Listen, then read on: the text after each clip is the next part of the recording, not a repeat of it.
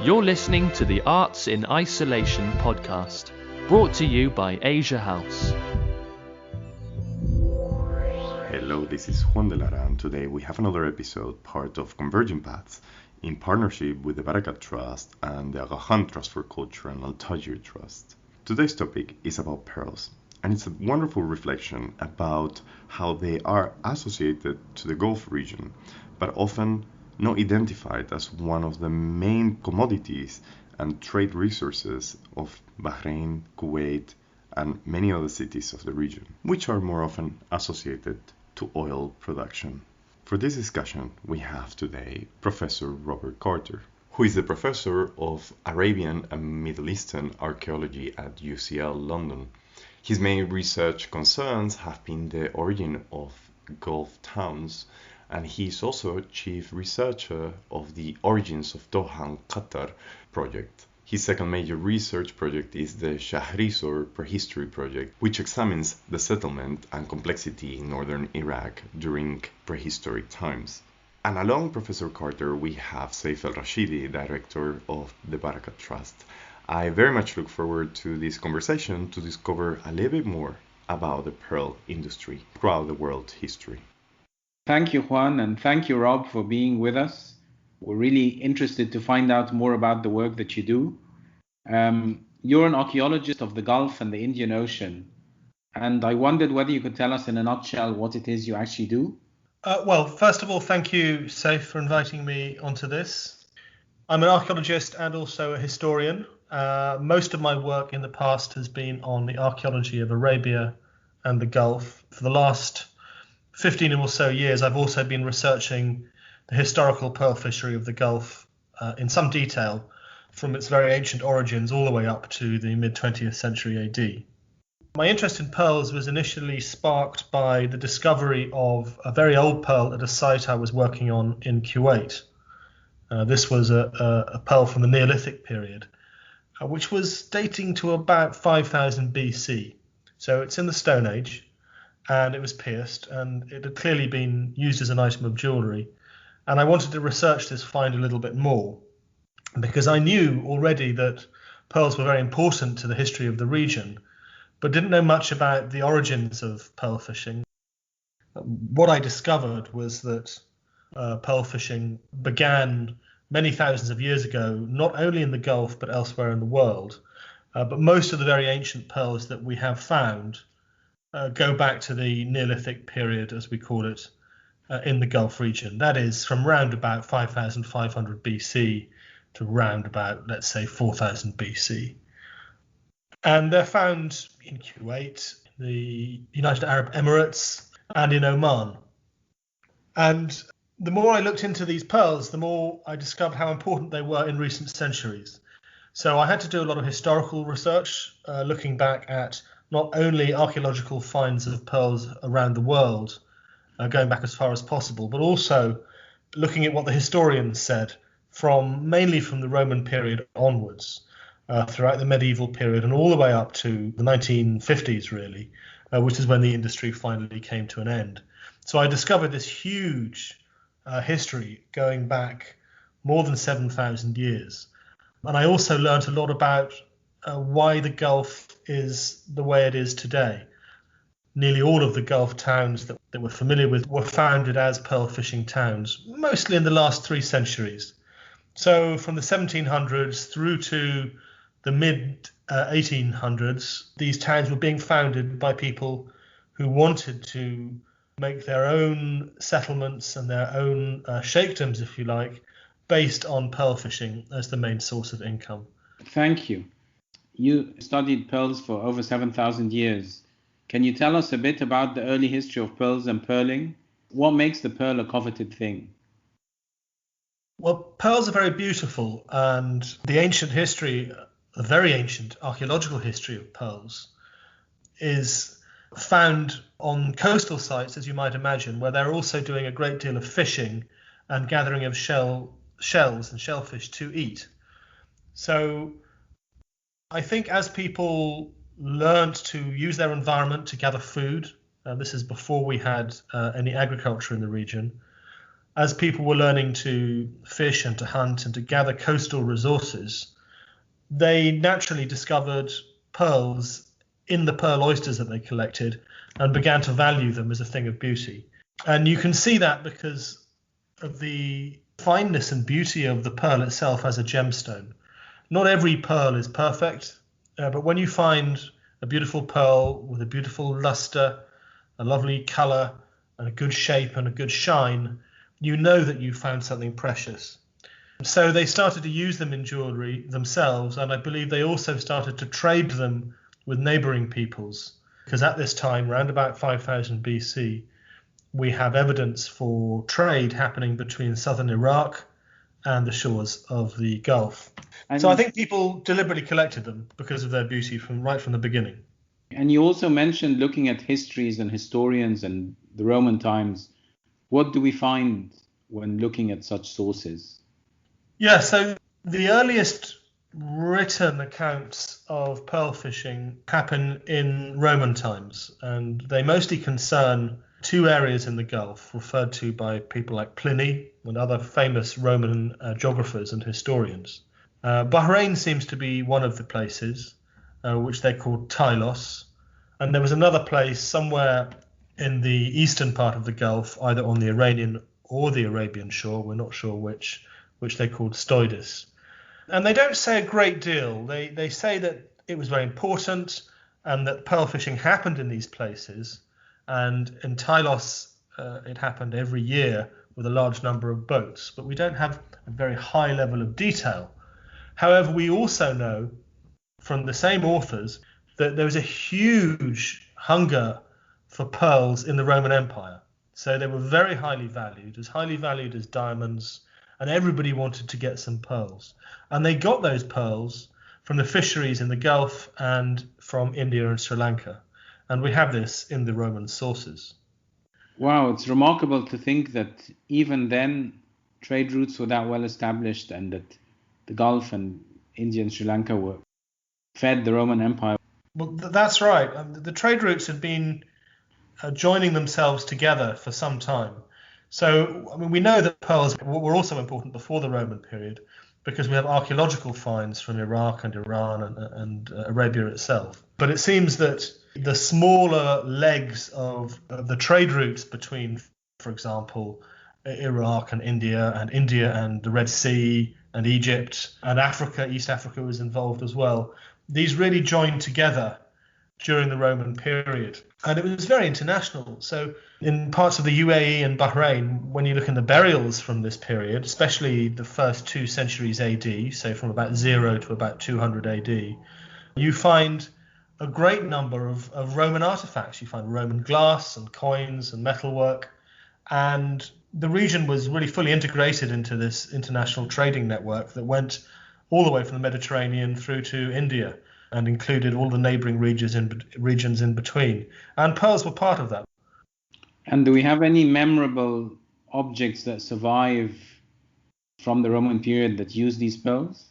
Well, we have quite a lot of jewelry, quite small objects, mostly earrings and some necklaces and bracelets as well. Most of our information does come from the historical sources because pearls don't survive brilliantly in the archaeological record across thousands of years. They survive well enough under ideal conditions for us to have some of them, but many of them disappear. And what you find is nice pieces of jewelry with gaps where the pearls were, but the mineral gemstones survive because a pearl is an organic product. It's grown in a shell and it's relatively soft compared to the other gemstones that they used in jewelry. But we do have quite a lot of Roman and Greek jewelry from all around the Mediterranean and the Middle East, and a lot of paintings as well, particularly on the mummies of the Greek, Egyptian, Roman aristocracy, and in fact also middle classes buried at Fayum, for example. You get these beautiful mummy portraits, and many of them are wearing pearl earrings and pearl necklaces. Wow, so they were really widespread among people who could afford them, I suppose. Absolutely. And as time went on and the industry picked up and trade increased, more people could afford them. But they had started making artificial pearls to try and meet the gaps in the market. And one of the big complaints of some of the Roman authors was that everybody wanted to wear pearls, and even common people were starting to try and wear pearls, and they didn't like this. They thought this was a sign of decadence. They complained about the fact that there was a big craze for pearls at the time. And did they make the fake ones out of ceramic? That's a good question, actually. We're not completely sure. We have a recipe from Alexandria, from I think the 2nd or 3rd century AD, which describes how to make them. And it's rather complicated. It involves various substances and minerals, and it seems almost like alchemy rather than what we would consider to be a manufacturing process or a science. But they certainly did make ceramics, but they would apply other substances as well to the outside to try and create that luster. And this was a science which was taken actually into later centuries. Right through until the 18th or 19th century, people were still experimenting with making good artificial pearls, and they would use all kinds of substances, including fish scales. They would sometimes take the glittery substances from fish scales and apply them to the outsides of ceramics to try and make them look like pearls. But in fact, nothing could really match the beauty of the real thing. I don't think artificial pearls could have been mistaken for real pearls at close examination. And speaking of the beauty of the real thing, I know that you're a specialist on the Gulf, but you also mentioned India. Were both regions equally important as pearl producing areas, or do the pearls from India differ from those from the Gulf? It depends at what time you're talking. Basically, both areas were important producers, but the Gulf was the most reliable producer of the best pearls. So the Indian fisheries were quite well known to the Greeks and the Romans, and of course the Indians themselves. But actually, they could be sporadic. They would sometimes go for 3, 4, even 5, 6 or 7 years without producing any oysters at all. The pearl oysters just weren't there. Nobody's really sure why. But on a good year, in the area, the shallow waters between India and Sri Lanka, in that area, they would get a harvest which could be equal to or even more than the harvest in the Gulf. In the Gulf, even though there were times when the harvests weren't that great and people worried about overfishing, it always seemed to bounce back. There was always something there. And there was also a belief, which again goes all the way back to Roman times, but is repeated right up to the 20th century, that the best of the pearls reliably came from the Gulf, and particularly from the banks off the north coast of Bahrain. In actual fact, you could get a beautiful pearl from many different places in the world. So it's just a matter of where you get the most beautiful pearls most frequently. But there were fisheries outside India and the Gulf as well. And what makes a pearl beautiful? Has it always been a constant, are there constant parameters that across the world and across history? I think so. Tastes do change, but ultimately the most important thing is that it has to have a beautiful shine to it, a luster, and be of a good colour. That usually means white or sometimes golden, according to some tastes, and that it has to be without blemishes and perfectly round. And the bigger it gets, the more valuable it is. On the other hand, there were other shapes which were also very much appreciated. So drop-shaped pearls were very much favoured for pendants and for earrings. And also button-shaped pearls, so you had a flat base on one side, could also be highly valuable because they could be set into jewellery so that you couldn't see the flat side. The ultimate decider, if you like, is the luster and a good colour and a blemish-free, smooth surface. And going to your focus, which is the Gulf, how important was the pearl trade to Gulf economies, and when was it at its most important? Well, we have quite big gaps in our historical and our archaeological evidence, but it seems that the industry became important economically sometime around the Roman period or just before, and then continued to remain important all the way up to the mid-20th century. But the very big peak, when all these people were coming to the Gulf Coast to fish for pearls and founding new towns and new emirates and new settlements, was between the 18th century and the early 20th century. And at that time, we see that an explosive growth of pearl fishing communities and also considerable price rises all around the world.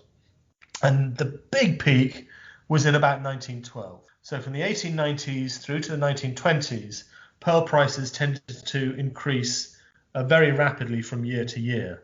And then there might be a big crash or a correction, but ultimately you see a huge peak in demand in those decades.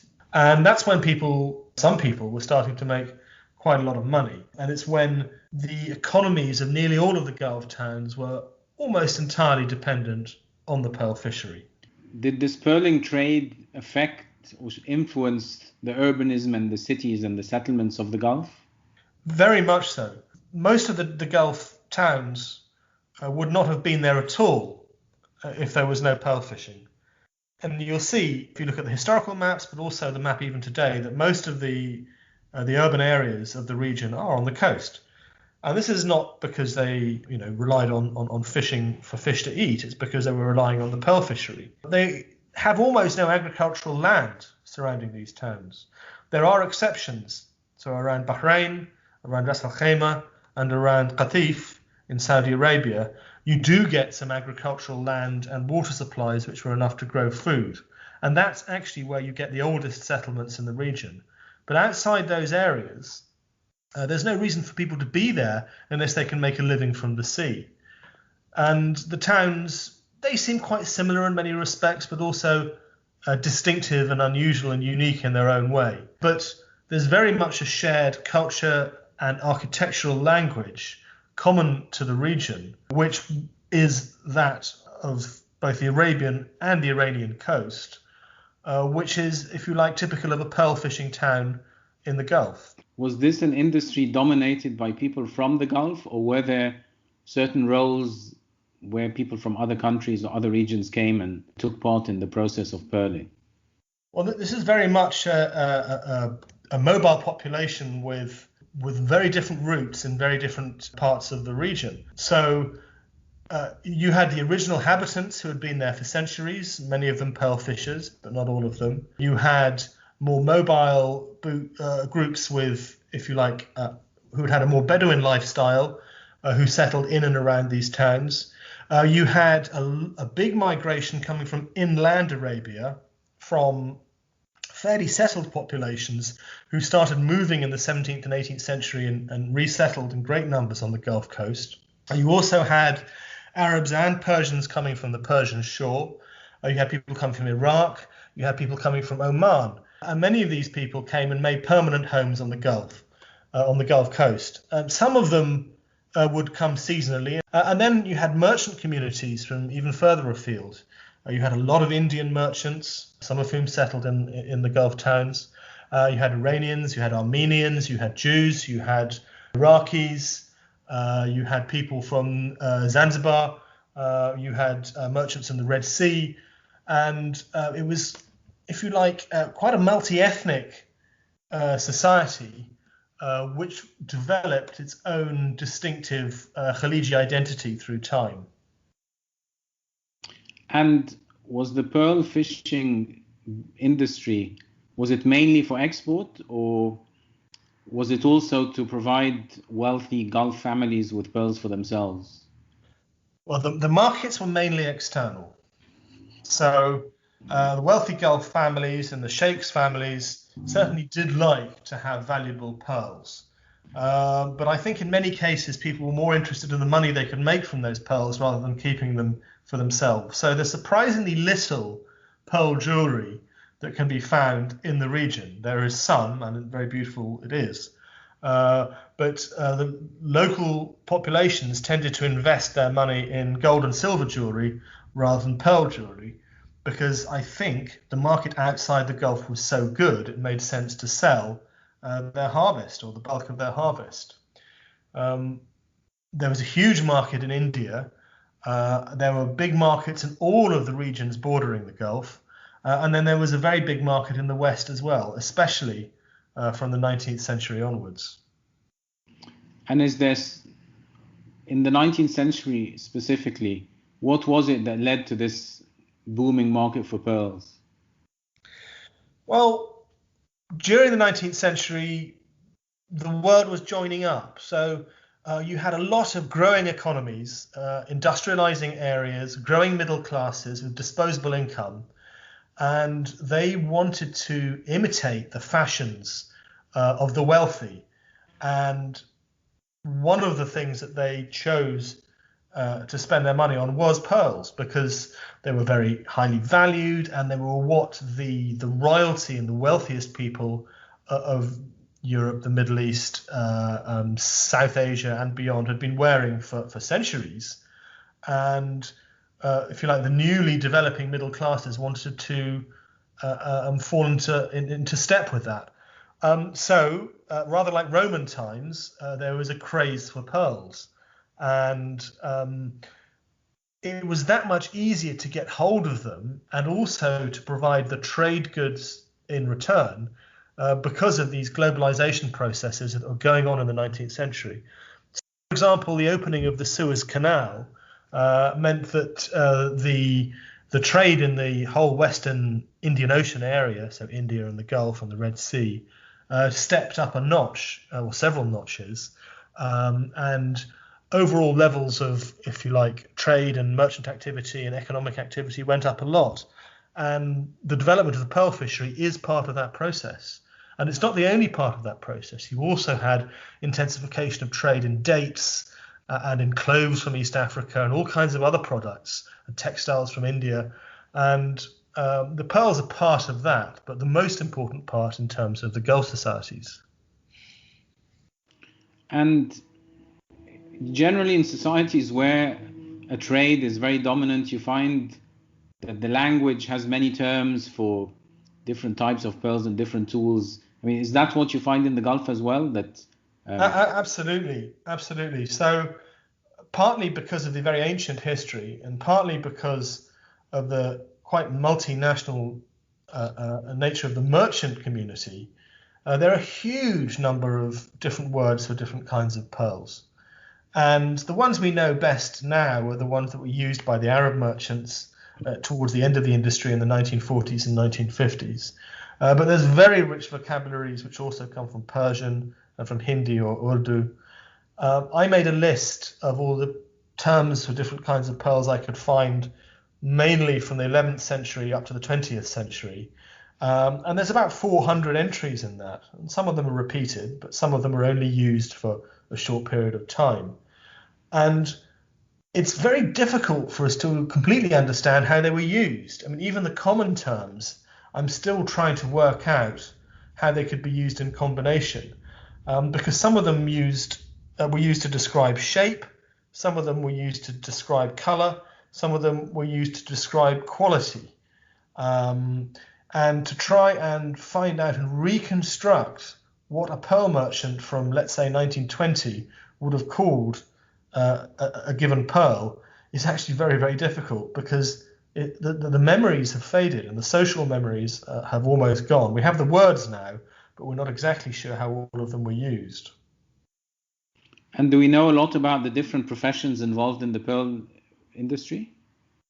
We do know a surprising amount, actually, because from, let's say, the 1600s, so the 17th century, all the way up to the mid-20th, a lot of observers came to the Gulf and were fascinated by the pearling industry and by the complexity and richness of the pearling heritage and of merchant practices, if you like, that they wrote a lot of it down.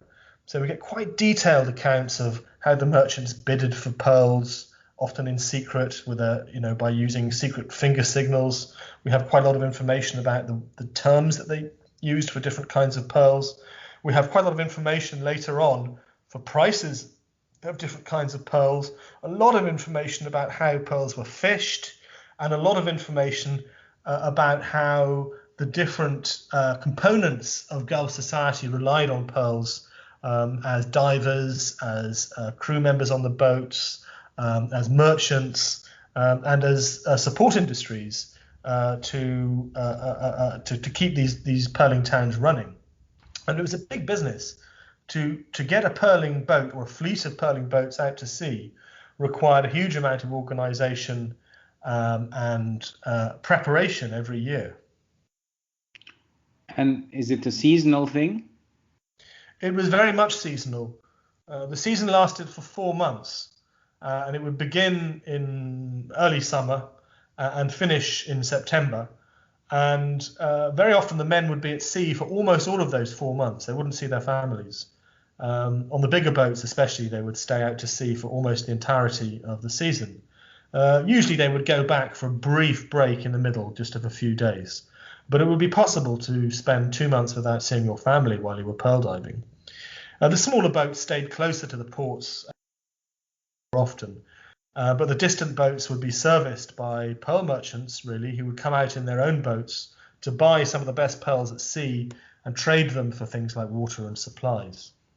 And then at the end of the season, most of the pearls would not have been sold at sea. They would go back to the home ports, and there would be a great big frenzy of buying and selling, which would last a few weeks.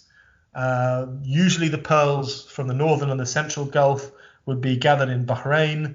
The other pearls from the eastern or the lower Gulf would end up in Dubai usually, and then they would pretty much all go to Bombay, from where they would be redistributed around the world. Oh, really? That's it's interesting that they went to Bombay, even though many of them ended up in Europe. That's right. Pretty much everything went to Bombay. So Bombay was the main supplier of trade goods, hardware, and food for the Gulf, but also took in nearly all the pearls. And not only the Gulf pearls, but the Indian and Sri Lankan pearls, the pearls from Southeast Asia, the pearls from the Pacific region, and then they would be redistributed. And very often you'd get pearls coming from the Gulf, going to Bombay, and then making their way back to the Gulf again, because the merchants were always looking for a good bargain, trying to find gaps in the market, exploiting changing market prices. But the flow was pretty much universally into Bombay and then out to the world. Not everything went that way. I mean, some things went directly to Iraq or Iran, and there were some pearls that went to Iran and then up to Central Asia and even Russia. But the majority were pooled in Bombay, and then the best of them would go to the Maharajas, they would go to Paris, they would go to London, they would go to New York, they would go eastwards to China and Japan, and it was the hub. And it was not the oldest hub, there were older hubs in Western India as well. Before Bombay there was Surat, and before Surat there was Goa under the Portuguese. But there were centuries of history behind the location of the world's biggest pearl market in the kind of Western Indian coast. And what happened to this industry? Well, how important is it today? Yeah, the industry suffered a catastrophic collapse in the 20s and 30s and 40s. It limped on, but as soon as there was sufficient alternative employment, mainly in the oil industries and service industries, people took it. Because in the dying decades, it was always a hard and horrible job, pearl fishing, but it became a hard and horrible job where you could make very little money, and in fact often ended up getting further and further into debt.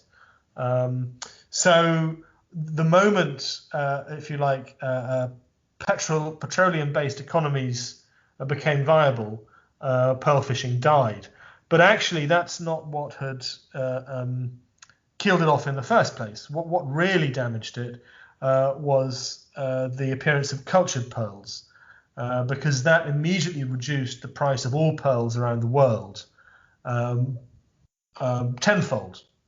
In other words, when good cultured pearls were developed in Japan in the early 1920s, the allure and the cachet of natural pearls suffered, because suddenly anybody could afford, well, not anybody, but many people could afford to get pearls which looked very, very beautiful, but for a fraction of the price that they would have had to pay for natural pearls. And you couldn't tell the difference just by looking.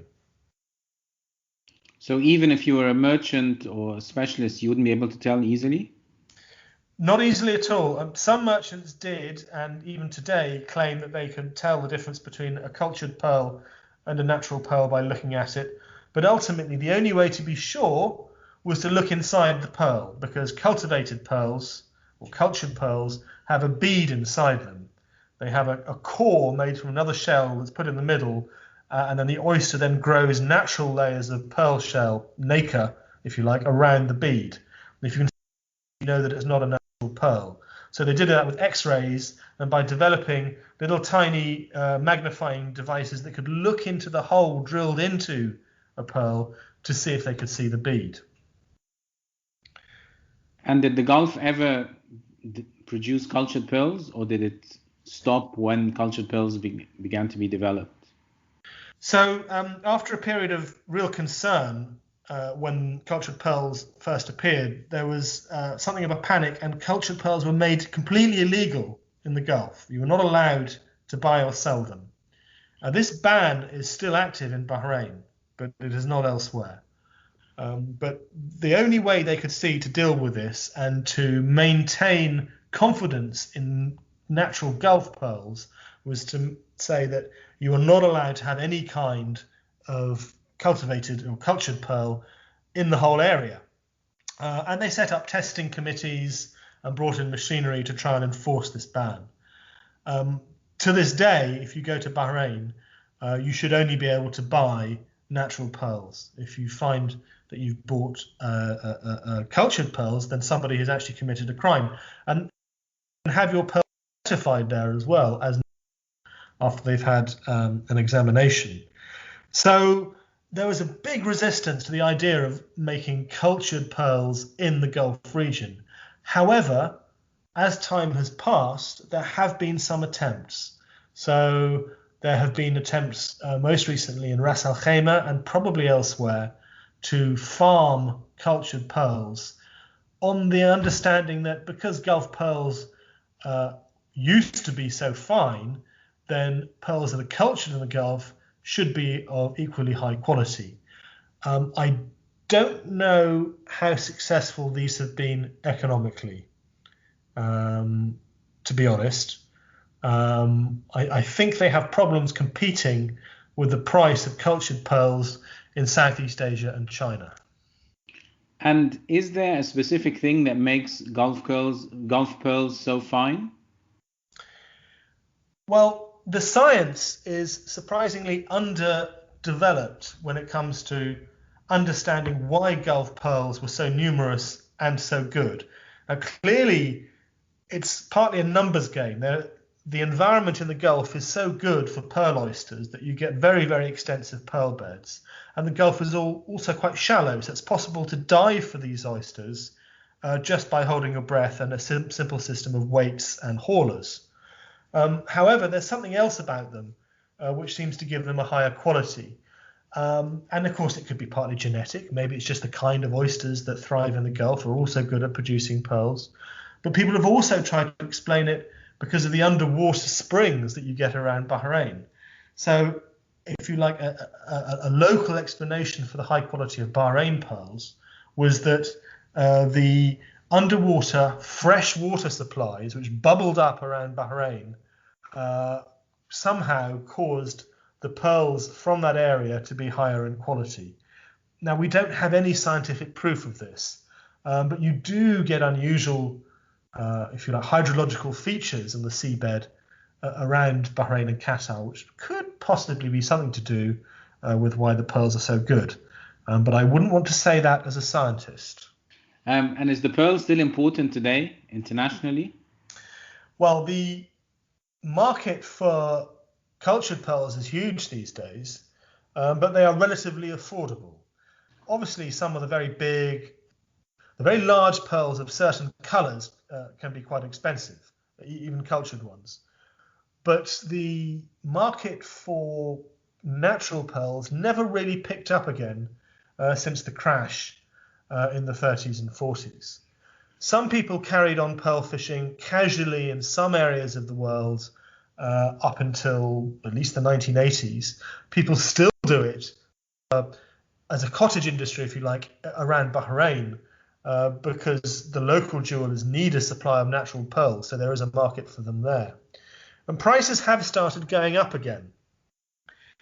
The collectors, particularly collectors of large pearls and historic pearl jewellery, have created a new market which is increasing the price of fine natural pearls. The problem is you have to fish so many oysters and collect so many pearls before you have a decent number of high quality large ones, that there has not developed a particularly large market in the world for natural pearls. And again, it's the same reason that this was so catastrophic in the 30s. The cultured pearl cannot be distinguished at first glance from a natural pearl. So if you can afford to buy a string of huge cultured pearls that look very beautiful, most people would, instead of spending tens or hundreds of thousands of dollars on a natural pearl necklace. So I suppose only people who really want to collect them because they're natural and precious would spend the money rather than... That's correct. That's correct. So to give you an example, it was said in the early 20th century that they don't think there would be more than one a good chain of highest quality pearls that would come out of the whole of the Gulf fishery every year. And this was an industry at that time where pretty much everybody in every coastal town was involved in pearl fishing. And sometimes almost 100% of the adult males of these towns would be going out to sea to fish for pearls for 4 months every year.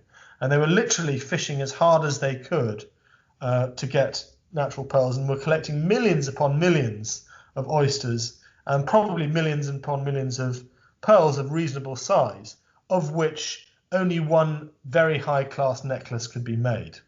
So that gives you an idea of how rare it is to get very, very large and beautiful natural pearls. Of course, there was then a market for lower grade pearls as well, which doesn't really exist anymore. But it does mean that if you want to spend money on large, perfect natural pearls, you have to be prepared to spend a lot of money. You have to be very wealthy. You have to be able to spend tens or hundreds of thousands of dollars on large pearls if you want to invest in that kind of jewelry. Thanks. And you've been studying pearls for 20 years or so, and you're still actively involved in archaeological work in the Gulf. And I was wondering, what subject are you concentrating on now within your field? Well, I am now concentrating mostly on pearl fishing, but I have a lot of work to write up from the last few years of archaeological fieldwork, which was looking at the Gulf towns. So at the moment, I'm researching the history of pearls and pearl fishing objects, that is to say, merchant equipment and divers equipment in the museum collections, because I'm working on a pearling path in Bahrain, actually, in Muharraq. They have a UNESCO World Heritage Site. So I'm helping them identify objects and create the narratives for various exhibitions along that pearling path. But in terms of my archaeological work, I spent time excavating in Doha and in Muharraq as well. And there's a lot to be said about the lives of the pearl fishers and the kind of objects that they owned and daily life in a pearl fishing town, which will take me, I think, quite a lot of time to finish writing up, because every time you dig an archaeological excavation trench, it might take you, a few weeks to dig the trench and excavate the structures within it, but it'll create months and months, or even years and years of work to analyze it properly and write it up. So that's what I'm doing, as well as working on the pearl fishing history and the pearl fishing objects. Well, it sounds fascinating, and we hope that visitors, and whether local or international, will be able to benefit from your research as the pearling path in Bahrain continues to take shape and more buildings are restored and people can delve into the history of this really fascinating trade. Well, thank you. I hope so too. So that the pearling path in Muharraq is, as you say, for Bahrainis and also for visitors. I think the people of Muharraq and Bahrain in general have quite an emotional attachment to their pearl fishing past and also to their so there's a genuine interest, and it's developing all the time and increasing in the pearling path and in the properties. But of course, ultimately, we also want people to come in from outside to learn from it and to understand how Bahrain, the pearls of Bahrain and Muharraq were actually part of this much bigger story, which effectively connects to the world, because Bahrain was the main pearling center in the Gulf for several centuries. Well, thank you, Rob. That's really been fascinating. And I think it's amazing actually to think that what you're telling us, that with millions of oysters, you still get one good string of pearls a year. It is amazing. And literally you have to open tens of thousands of oysters to get a decent number of even reasonable quality pearls. But if you're going for the top end, the really big round ones with perfect color and luster that a kind of millionaire would buy, then you would only get one of them a year, one of those necklaces a year. Apparently, this is what was said. Well, thank you. It was really interesting and enjoyable, and I'm sure our listeners will love it. You were listening to the Arts in Isolation podcast, brought to you by Asia House. For more information, please visit our website, asiahouseart.org.